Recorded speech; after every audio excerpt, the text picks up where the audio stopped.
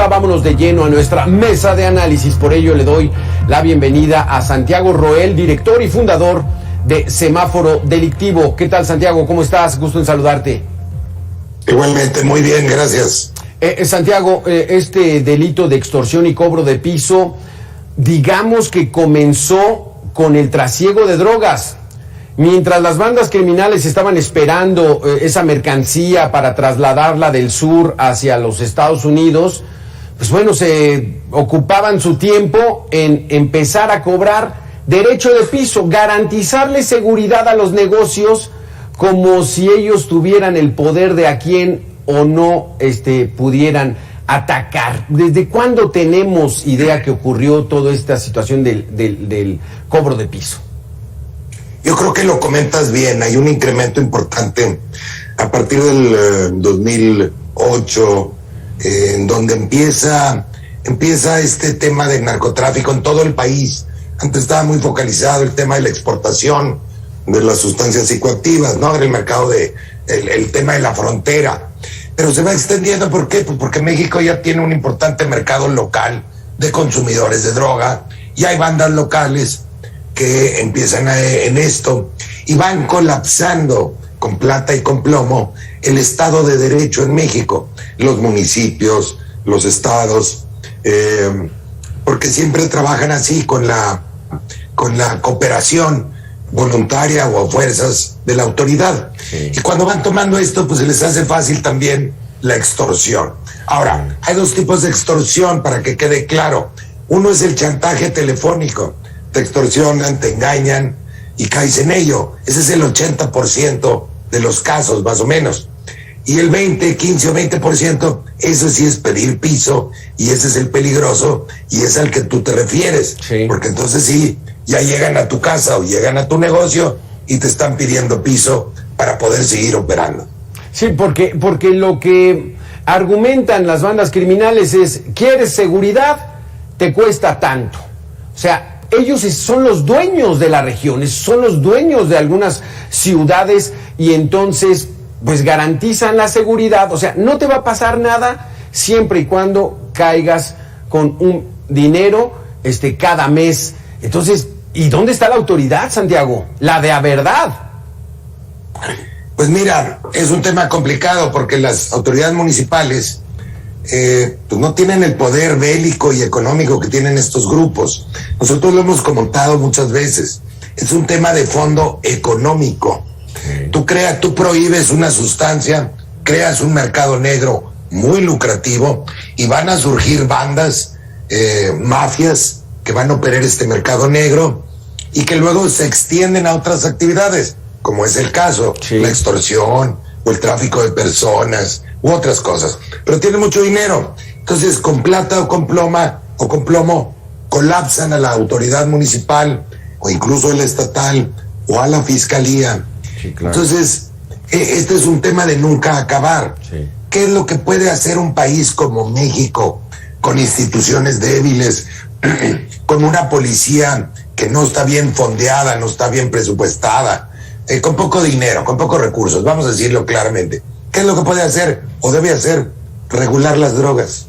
Porque al regular las drogas, tú le quitas el poder económico a estas mafias, desapareces el mercado negro, y con ello desaparece no solamente el incentivo a la violencia, sino toda esta plata y plomo y esta extensión a otros delitos. Exacto. En el Inter, pero México no se decide a entender el tema, o hay muchos intereses ocultos dentro de la política que no quieren resolver el tema. Exacto.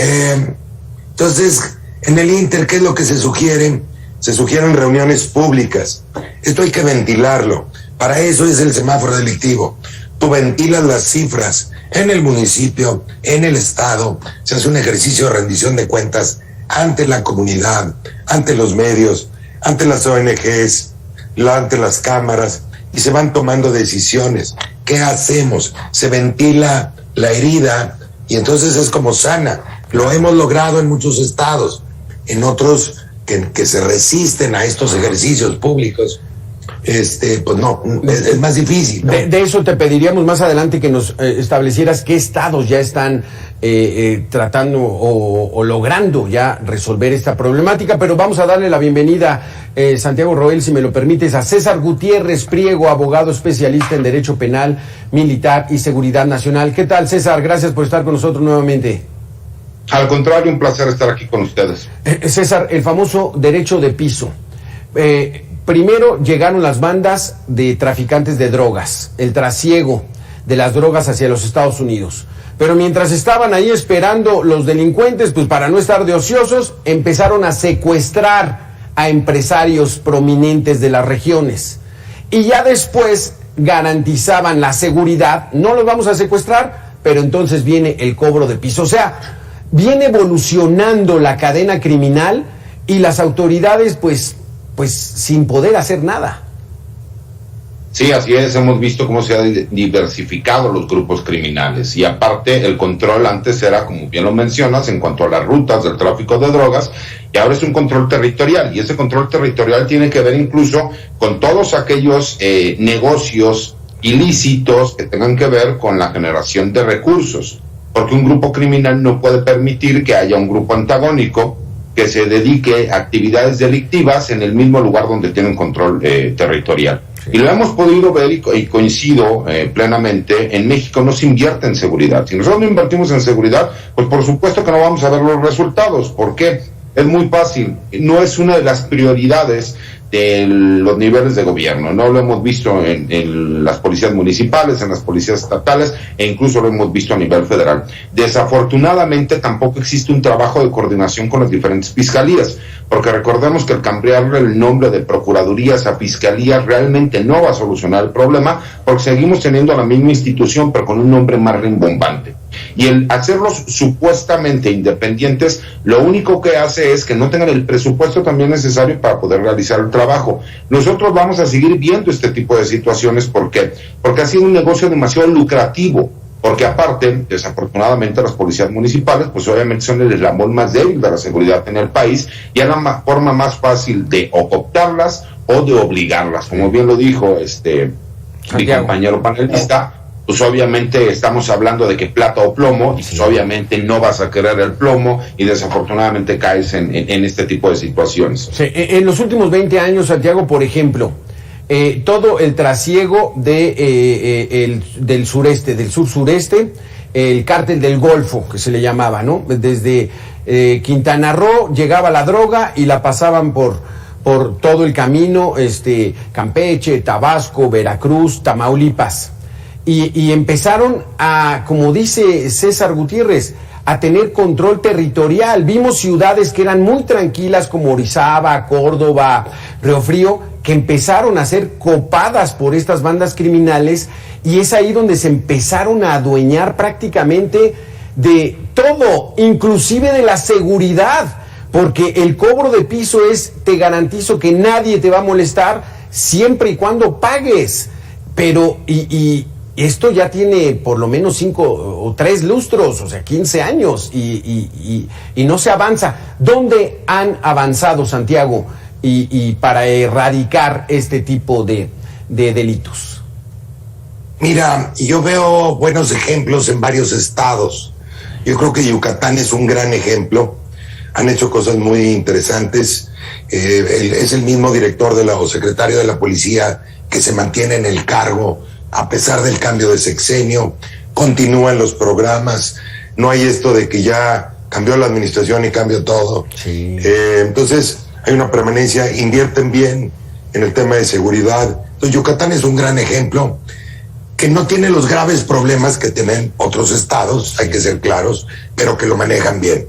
Pero otros estados que yo te podría mencionar que hacen o han hecho bien en algún momento dado las cosas son Nuevo León, Sonora, Sinaloa, en esto que yo te mencionaba, de abrir el tema, abrir el problema y abrir las soluciones. Es un ejercicio de democracia, de rendición de cuentas, pero es un ejercicio también de inteligencia colectiva. Comparto el problema y comparto las soluciones, me abro a las soluciones. Es muy interesante porque es como realmente se resuelve el problema. no es un tema jerárquico en donde un general o un director de la policía toma las decisiones, no, todo el sistema, sea el municipio o sea el estado, es el que participa en el ejercicio. Se vuelve muy interesante. Te puedo mencionar esos estados, hay otros. En el semáforo delictivo tenemos obviamente las tasas de este delito por estado. Te puedo mencionar los estados con tasas más altas en este trimestre. Sí. Zacatecas en primer lugar, Colima, Estado de México, Baja California y Nuevo León están en primer lugar. Ahora, está mezclado chantaje telefónico y pedir piso como extorsión. Sí. Y los estados con mejores tasas, Yucatán, Tlaxcala, Chihuahua, Chiapas y Michoacán. Entonces, pues está mezclado porque a lo mejor Nuevo León tiene mucha extorsión telefónica y a lo mejor aquí nos aparece Michoacán, que tiene poca extorsión telefónica, pero va a tener mucho pedir de piso. Exacto. Esa distinción, desafortunadamente, no nos lo hacen el Sistema Nacional de Seguridad. Algunos estados que nos pasan los datos sí no lo dan, y te puedo decir que Nuevo León, que es uno de ellos, por ahí anda, el 15% es pedir piso, el otro tanto es extorsión telefónica. Qué barbaridad, qué barbaridad. César Gutiérrez, nos hablabas tú de que se invierte poco en la seguridad, pero la gran apuesta de la actual administración federal es la Guardia Nacional. La presencia de Guardia Nacional en las ciudades, recorridos, rondines para inhibir el crimen, pero no ha sido suficiente el que estén presentes elementos porque se sigue delinquiendo. Sí, pero también hay que entender una cosa, ¿no? Por ejemplo, la Guardia Nacional se supone que tendría que venir a ver delitos del fuero federal y desafortunadamente tiene que estar coadyuvando en muchos de estos delitos del fuero común. Y muchas veces la gente termina confundiendo y hay que entender algo. En México no tenemos ni siquiera el número mínimo de policías que se debería tener de acuerdo a los estatutos de la Organización de las Naciones Unidas. No nos gusta invertir en seguridad y cuando existen las inversiones, por supuesto también, la seguridad se ha convertido en un tema político. Es muchísimo más fácil ver que asaltan el transporte público en el Estado de México y decir que es culpa del gobierno federal cuando sabemos que es un delito del fuero común. Por supuesto que el trabajo de investigación y de prevención del delito, que es la seguridad pública, es lo que se tendría que priorizar. Además, lo hemos platicado en otras entrevistas, cuando tú ves que solamente 2 de cada 100 delitos terminan en una sentencia, pues también tenemos que entender que ese número tiene que ver con el número de denuncias también que se presentan, porque ¿sabes cuántos delitos no se presentan? Porque la gente termina siendo revictimizada cuando va a presentar una denuncia. Claro. Es un problema que fue en crecimiento y que en este momento se está tratando de estancar. ¿Para qué? Para empezar a bajar los números, pero si no se invierte, desafortunadamente, en la creación de policías, depuración de policías municipales y estatales en coordinación con la federación, no vamos a tener éxito porque desafortunadamente va a seguir siendo la puerta giratoria. Cuando lleguen a las fiscalías, desafortunadamente el no saber llenar un informe policial homologado, la sobrecarga que tienen los agentes del Ministerio Público, seguiremos viendo este tipo de situaciones. Y por el lado contrario, el crimen organizado sí va mucho más adelante, sí ha sabido diversificarse. El crimen organizado realmente ha avanzado incluso en cómo saber defender ya en los juzgados las imputaciones que se realizan por parte de la autoridad. Entonces, es necesario que invirtamos en seguridad, pero ya no como tema político, sino en la realidad. Sí. Y desafortunadamente tenemos más de 20 años que vemos que no se hace, o como le dice el panelista, muchas veces se invierte, pero se invierte mal. Sí. Y creo que eso es importante también. Aquí, Santiago Roel, lo que pasa es de que el cobro de piso por parte de bandas del crimen organizado, lo voy a poner así, pero desafortunadamente así parece ser, es un crimen perfecto, porque extorsionan a un pequeño comerciante, a un consultorio médico, a un consultorio dentista, y le dicen, no puedes denunciar, porque entonces sí voy a saber que fuiste tú, y hemos visto muchos casos de empresarios o son secuestrados o son asesinados. Entonces esto está verdaderamente complicado, Santiago Roel. Sí, por supuesto, ese es el tema, está coludida la policía o la fiscalía, siempre tienes ese temor, ¿verdad? Entonces, eso es lo que decíamos, es crimen organizado. Cuando el delito es jugoso, el ser humano siempre trabaja en equipo, y si puedes trabajar en equipo con la autoridad, que mejor, porque tienes protección.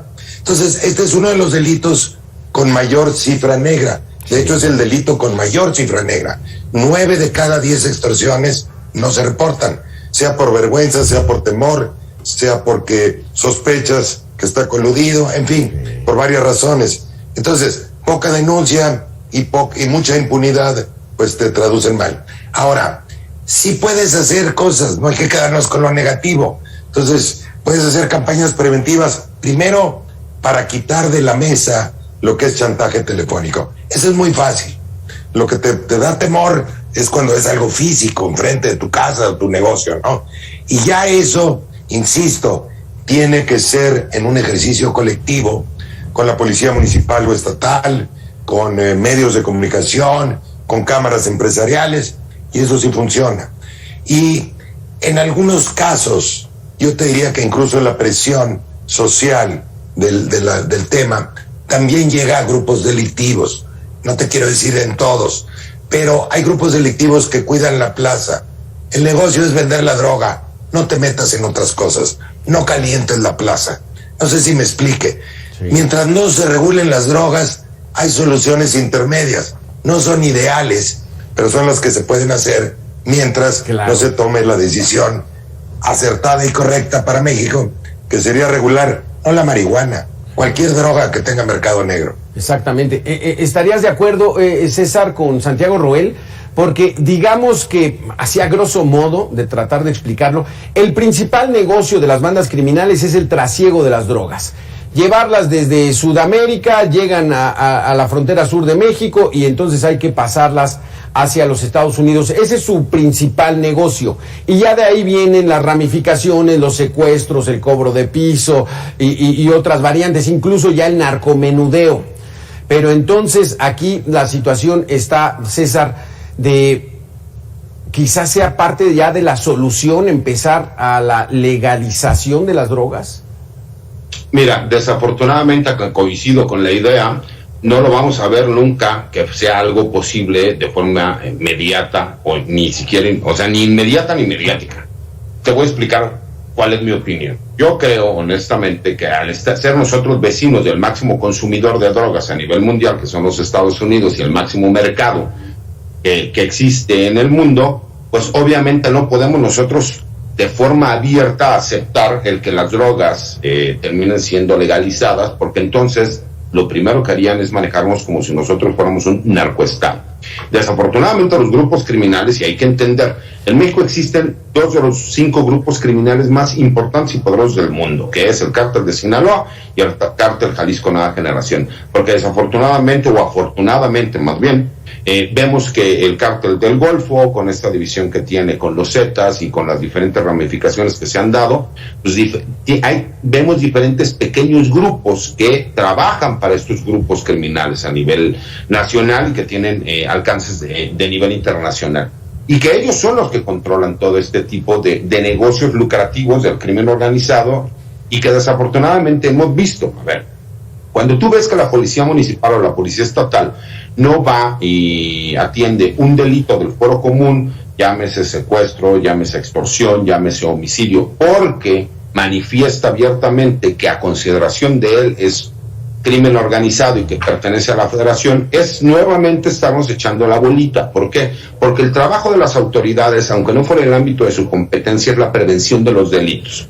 Y posteriormente entonces sería la persecución como tal. Mientras nosotros no veamos esa coordinación, no se va a poder llevar a cabo. Por supuesto que la solución sería, si el negocio realmente es el tráfico de drogas, pues obviamente en el momento en que se legalicen, pues acabaríamos con esa problemática por lo menos y nos podríamos enfocar en la parte importante, que es prevenir los delitos, que esa es la función de la seguridad pública. Pero no lo vamos a ver a un corto, ni siquiera a mediano plazo. ¿Por qué? Porque tenemos un país como los Estados Unidos, que es el consumidor más grande del mundo, pero a su vez sus políticas de Estado manifiestan que no puede ser las drogas ingresadas de forma legal en el país. Entonces, mientras no veamos esa situación, México seguirá siendo el patio trasero de lo que hemos visto desafortunadamente en esta famosa guerra de las drogas, que tiene más de 25 años y que lo seguiremos viendo desafortunadamente por un periodo de tiempo todavía largo.